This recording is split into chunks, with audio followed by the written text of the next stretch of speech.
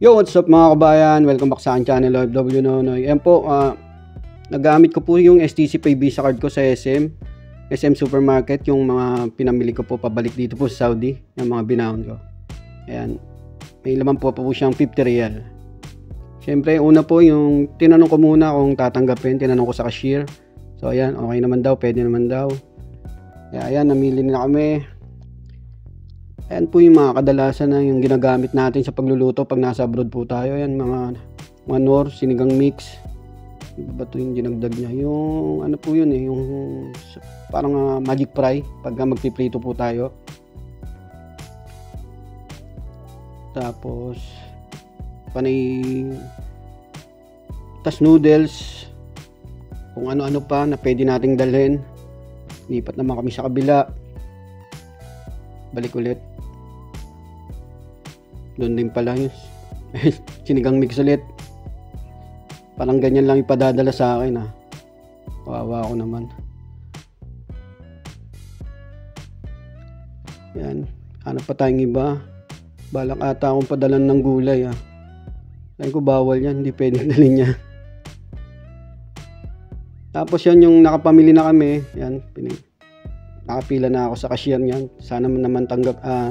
Yan pa yung visa ko, naka-ready na. Ayan po yung mga pinamili ko. Kopi ko, sugo, tapos mga dilata na wala po dito. Wala sa Saudi. Siyempre iba po kasi yung sardinas sa Saudi. Ayan, nilagay ko na sa cashier. I-scan na yung mga pinamili natin.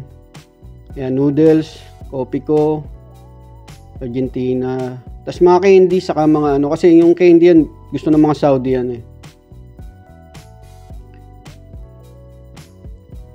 Sabi ko alagang 600 lang kasi 50 real lang po yung balance ng STC Pay ko. Yan, i-scan na ni ma'am. I-scan na po.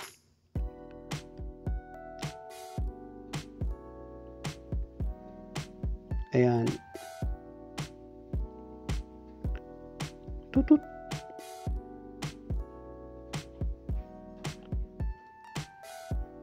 Ayan na yung resibo natin. Bali, dalawang resibo po yan. Parehas din po yan pag ini-span nyo dito sa abroad yung pinamili nyo.